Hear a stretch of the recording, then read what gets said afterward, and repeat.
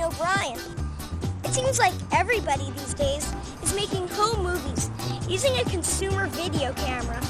Whether it's taping friends, telling a story, or simply shooting sports tricks. Many of these videos just don't stack up to the quality we see on television. The images are shaky, poorly lit, strangely framed, or simply out of focus. The goal of this video is to help your videos look awesome. With a few simple tips and secret techniques, you can make your ideas come alive and your videos look more professional. Let's get to the basics.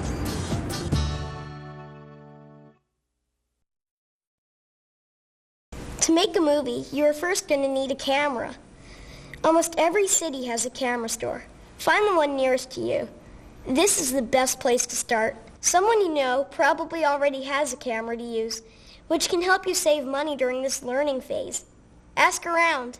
Selecting a camera should be based upon your needs, what you want to shoot, your skill level, and what you can afford.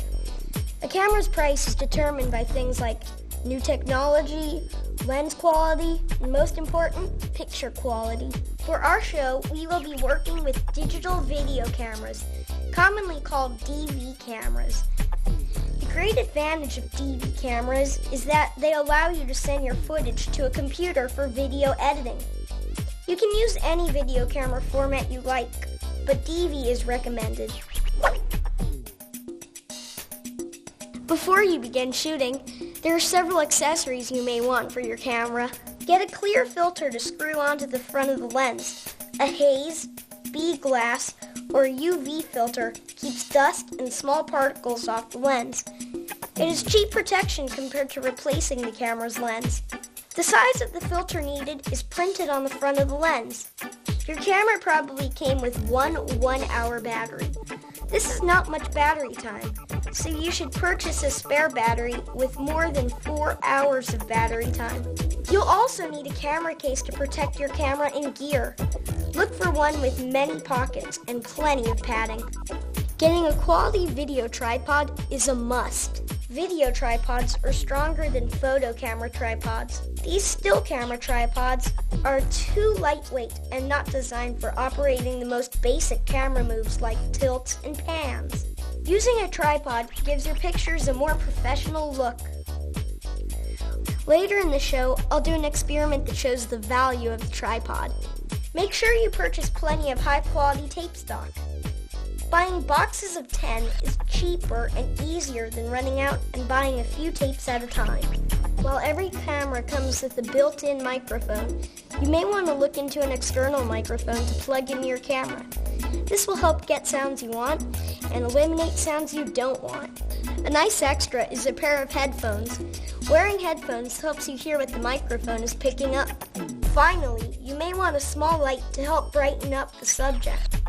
There are many types of mics and lights to choose from, and they too range in price and quality, so shop wisely. Your local camera store has a range of filters, lenses, and accessories. Before handling your camera, make sure that your hands are clean and dry. The camera is a delicate electronic machine, so don't let it take any falls. Keep it dry and away from water. Even ocean spray or a light rain can ruin your footage and possibly destroy your camera. Remember not to put the camera in very hot or very cold places. Videotape is especially sensitive to extreme temperatures and moisture. Keep the camera and tapes in a dry, cool place whenever possible. Special lens and filter cleaning equipment helps keep the glass clean. To clean dusty glass, blow dust off at an angle with clean, compressed air. To wipe glass, spray special lens cleaner on lens tissue. Gently wipe from the center out.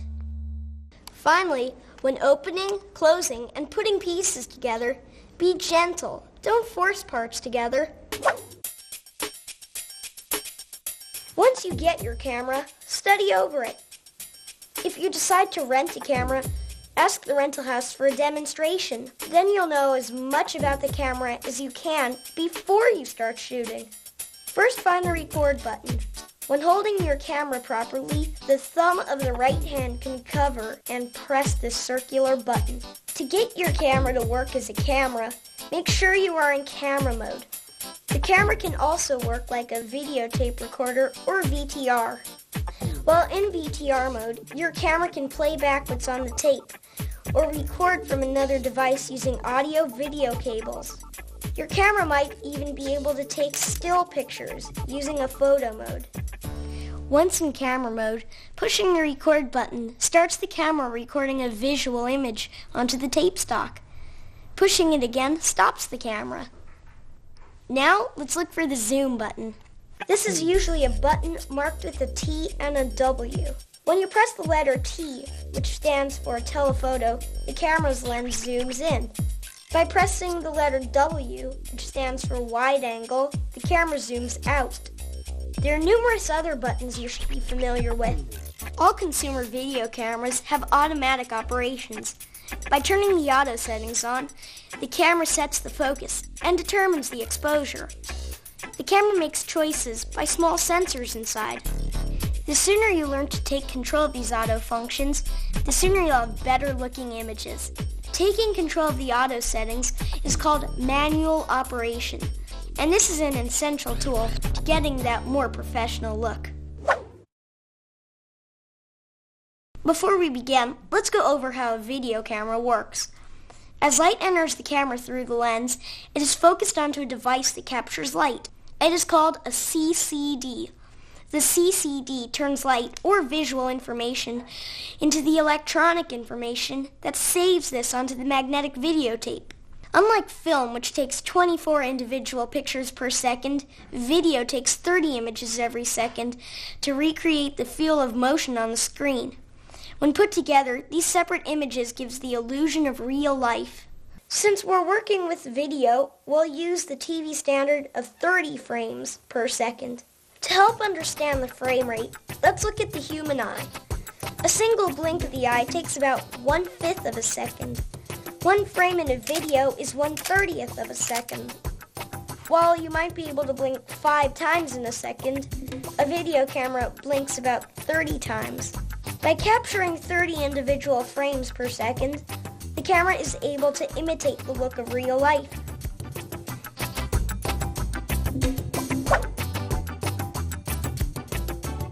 If you are shooting a high-speed action scene, you can choose a fast shutter speed, like 1/500th of a second, to make each frame crisp and without blur. A 500th of a second's shutter speed means that each frame is only allowed to receive light for 1/500th of a second. Cameras are normally set to either 1/60th or 1/125th of a second shutter speed. A fast shutter speed also means less light onto the frame. So fast shutter speeds usually don't work well with low light conditions. Just like your eyes, your camera needs enough light to see. Lighting is extremely important in movies. By changing the amount and direction of light, various emotions and feelings are communicated. One way to control the light and look of your scene is by setting the exposure. This is called aperture or iris. Iris is the size of the camera's opening for light to enter. Just like the iris in your eye, the bigger the opening is, the more light gets onto the frame. The combination of shutter speed and iris is called the camera's exposure. Most cameras have automatic exposure. To manually operate exposure, you must decide on a shutter speed and iris size. To help beginners out, the camera has pre-programmed modes. The most common modes on the camera are sports mode for shooting fast action pictures, landscape mode for a large depth of field, and portrait mode for shooting head and shoulder shots of people. What does focusing do? Focusing moves the separate lens elements closer or farther away. When the lens is correctly set, a crisp image is created. Every time the subject changes distance from the camera, you need to focus the lens. To set the focus, zoom into the subject without using the digital zoom function. Now, turn the focusing dial until the subject is sharply in focus. Now back the zoom out until you have the framing of the subject you want. Almost every camera uses automatic focus. Use autofocus when you can't quickly focus on your own, or most all the objects are more than 30 feet away. Also, some cameras' focusing dials are too small to work without shaking the camera. Autofocus has problems. Say you have foreground action when the subject is in the background. The camera will focus on the foreground and not the subject, which is further away. Let's take a moment to discuss the depth of field. The depth of field is the range of distance that objects appear in focus. Remember the iris? Depth of field is determined both by the iris and zoom settings on the camera. Say you focus on something 10 feet away. A large depth of field would let objects far in the background appear in focus. A small depth of field would put objects that are far behind the subject out of focus. Using the wide-angle mode or wide-angle lens gives you more depth of field. Using the telephoto mode or telephoto lens gives less depth of field. An important setting on the camera is the white balance. When lighting changes for the camera needs to know what white is. So by pointing the camera at a white object and letting it balance to this white, the camera is set for this temperature of light. This is called white balancing. Each camera white balances differently, so you'll have to read the owner's manual on how to set the white balance.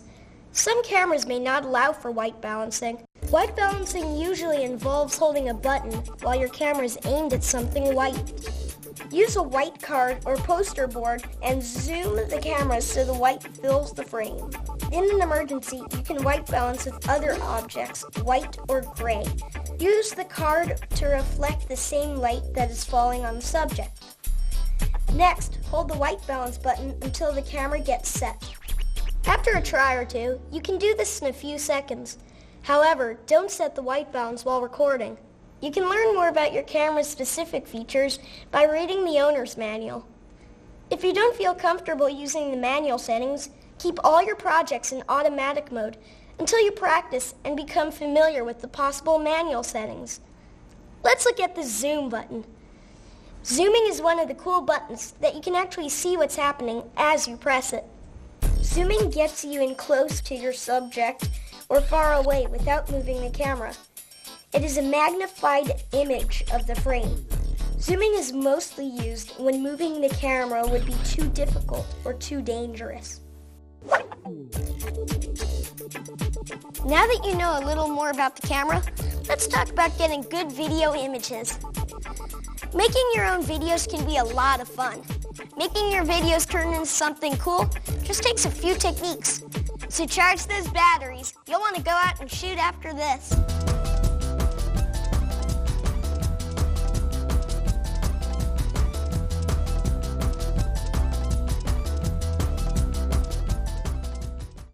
Movie making is telling a story with pictures. The one thing that separates your videos from others is the quality. In making this video, we assume that you will edit on a computer system built up for video editing. You can still edit in camera or by connecting the camera to a VCR. But these results are poor and can damage your master tapes. To get a steady shot, always use a tripod, monopod, or something to help stabilize the camera. Here's an example to show the importance of a stable image. Tape a sheet of newspaper with headlines about eye level. Walk 20 feet away and set up your tripod. Zoom into the newspaper with the camera. Turn off the digital zoom if you have one and keep it off. Now with the camera on the tripod, record a 10-second shot of the newspaper. Next, hold the camera in your hand and record a 10-second shot of just the newspaper. Now play this 20-second spot on a mid to large television. There should be a clear distinction between the handheld shaky shot and the crisp, readable, tripod-mounted shot. If you must hold the camera, take a steady stance with knees bent and elbows loose and flexible. You can also get support from sitting or leaning against a solid object. One simple trick is to rest your elbows against your rib cage. To walk with the camera, keep knees bent and walk heel to toe. You're your camera person, should practice this in order to get smooth shots every time. Most of your shooting will be done with battery power because it's not always possible to be connected to an electrical outlet using the AC adapter. Here are a few tips on how to save battery power. Use the eyepiece viewfinder. This takes much less power than the small built-in monitor. Also, focus manually and control the need to zoom in and out. These motors quickly drain the battery's power. Before you develop any bad habits, let's take a look at some of the few most irritating camera techniques done and things to avoid. Woo! Too much side-to-side motion. Is this a tennis match? Too much face and no shoulder. This is a talking head. Here the backlight is too bright and you can't see any detail in the subject. If you must zoom, zoom slowly. Are you a giant? Come down your subject's level. Avoid jarring camera moves. It can prove nauseating for your audience. Let's try to stay away from those common mistakes. Now, let's look at framing. Where do you put the subject? Generally, compose your pictures with the subject off-center. You can use the rule of thirds to do this. The rule of thirds says that you can divide the frame into 3 parts top to bottom and 3 parts side to side. The rule of thirds helps you keep your subject off-center and gives space for the subject to look into. To help see the rule of thirds on your camera, you can take a clear sheet of plastic, make an equal tic-tac-toe board, and tape it to your view screen. Next, using these thirds, line up your foreground and background subjects on these lines and intersections. What is foreground and background? Think of the frame's depth being divided into thirds also. You can have subjects in the foreground or close to the camera, the middle ground or slightly further away, or the background much farther away from the camera. Having your subject in the foreground helps to show closeness to the subject. Having the subject in the background gives the feeling of distance from the subject. To keep your shots feeling lively and having depth, try to have something in the foreground, something in the middle, and something in the background. Whether you're going to show 2 or more people or a person looking at an object, there is an eye line. An eye line is an invisible line that can be drawn from the subject's eyes to the place where they are looking. If they are looking at another person or something off screen, you must pay attention that for each take or each attempt at a shot, the actor looks at the same place each time. If an eye line doesn't match, the viewer will quickly notice this break in continuity. To maintain the eye line, mark or identify an object off screen where the actor can look each time. If we look at a picture like we are reading a book, the first thing we see is on the left. We scan across the center and pause on the right. This idea can help us tell our story without saying a word. By placing a subject on the far left looking right, it communicates that the subject has a power status because it is the first thing that we see. First symbolizes power. By placing the subject on the far right looking left, we read this as the last thing our eyes scan. It feels as if the subject is waiting for something. When we see the actor look at something, we want to know what they are looking at. Besides spinning around with the camera, you can use a shot which implies the subject's point of view. This is referred to as a POV shot. Simply place the camera at the same location and height the actor was in and record the shot. Here the eye line can be important in visually telling the subject's status on the screen. Shooting your subject from a high angle conveys that the subject is less important or less powerful. Shooting your subject from low angles conveys the subject's importance or great power. There are 5 common framing sizes: the wide shot, the full shot, the medium shot, the close shot, and the extreme close-up. The wide shot helps establish the environment or setting before moving in to show what is happening to your subject. A full shot shows the subject's entire body and frame. It usually also shows the subject in context to the environment. The medium shot is showing the subject from above the knees or above the waist. It tells us more about the subject and less about the surroundings. The close shot shows the subject from the mid-chest or shoulders to the head. It again puts us closer to the subject and makes us identify more with the subject. Finally, we have the extreme close-up. The extreme close-up shows the subject's face or closer detail of the face. This allows the audience to get even closer emotionally to the subject and helps the viewer share the subject's thoughts and feelings. Now let's cover basic camera movement. Panning is when you pivot the camera left to right or right to left. Tilting is when you pivot up or down. Zooming is when you magnify objects in the frame. You can zoom in on the subject or zoom out on the subject. A dolly shot is done by physically moving the camera during the recording. Dolly shots differ from zooming because zooming involves magnifying, which is something our eyes cannot do. The dolly shot feels like we are moving with the subject. Dolly shots are more difficult to do and take some practice. Using something with wheels can help create a smooth shot. By combining different shot sizes with camera movement, you'll be on your way to making better-looking movies. One way to help your videos look believable is through continuing similarities. If anything changes position or changes shape from shot to shot, the viewer may see this break in continuity and no longer feel like they are immersed in the movie. A helpful way to help you achieve continuity and remember the positions and places during different shots is to use an instant camera. Using an instant camera, you can take a picture of the location or the scene. This helps place everyone and everything back to where they go on the next shoot. I hope you've enjoyed this episode of Video Camera Techniques from the Young Filmmakers Club. During this program, we've talked about how to select a camera that's right for your needs, basic camera accessories, how a camera works, and basic operating techniques. As you can see, there's a lot to learn, and we've only scratched the surface. We can't cover every aspect of the video camera in one day, but this is a good start.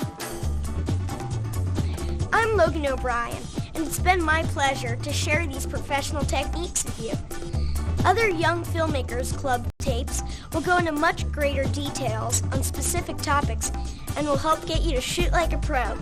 Remember, the best way to learn all this is to just get out and shoot. So go roll some tape and have some fun.